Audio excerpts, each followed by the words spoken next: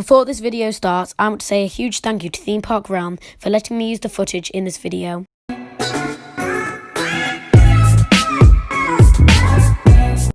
So what is the Smiler and what's its backstory? Hi guys, I'm Amusement Maniac and today we're going to be talking about the Smiler and its last few years. So the Smiler is a roller coaster at Alton Towers in the UK and it currently holds the record of the world's first 14 looping roller coaster. The Smiler opened on May 31st, 2013 and has quite an interesting past, so keep watching to find out more. The Smiler roller coaster is located in the X sector part of the Alton Towers resorts and costed 18 million UK pounds to build, which is the equivalent of around $22,600,000. I mean, the ride is terrifying. Just look at it. Yeah, it's terrifying. With a max speed of 52.8 miles an hour and 14 loops. If that doesn't make you sick, I don't know what will. It was all looking good for Alton Towers until... Roller coaster breakdowns are common for a roller coaster, but then... You're probably wondering what that photo is. Well, on June 2nd, 2015, people were sadly injured on the ride as two of the carts crashed. I'll explain. On the 2nd of June 2015, the Smiler was operating as normal on a windy day.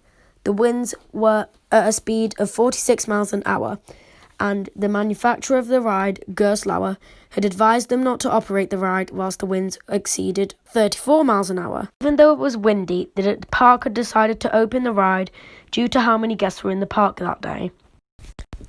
The Smiler normally operates with only 4 trains, but ride operators decided to put on a 5th train due to high attendance on the day to accommodate more riders. For the 5th train to be transferred on, ride operators had to send an empty train around the tracks so they could transfer on the 5th one. This empty train did not make it up one of the loops and valleyed in one of the loop sections, meaning it rolled back and came to a stop. The ride operators did not notice that one of the trains had valleyed, so they started letting on riders to the attraction. The first train, full of people, had gone up the lift hill and then stopped at the edge of it because the section that it was trying to go in was occupied. The ride operators called down maintenance to look at this problem. When maintenance got there, ride operators did not tell maintenance that they had transferred on a 5th train. So when maintenance went to have a look at the problem, they did not see the 5th train stuck on the track and overrided the system so that full train could carry on.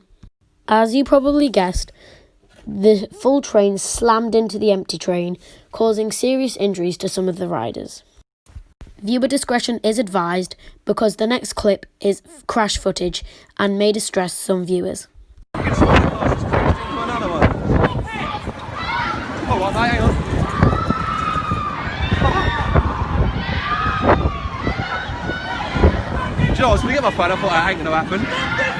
As you can see, lots of people at the scene are very distressed, but luckily no one died, but unluckily some people had very serious injuries, such as leg injuries that needed leg amputation and very serious blood loss.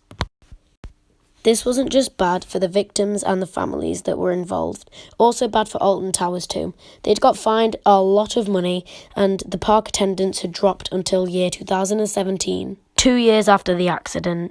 This accident was completely preventable, but luckily the amusement industry has improved since then, and now all theme parks are required to know where every single train is at all time. And it is also required to not operate a ride if the speeds are over what the manufacturer has suggested. Fortunately, since the accident, there has been no more breakdowns or crashes on the Smiler. That's all for now, but thanks for watching. And I will hopefully see you all next time. Goodbye.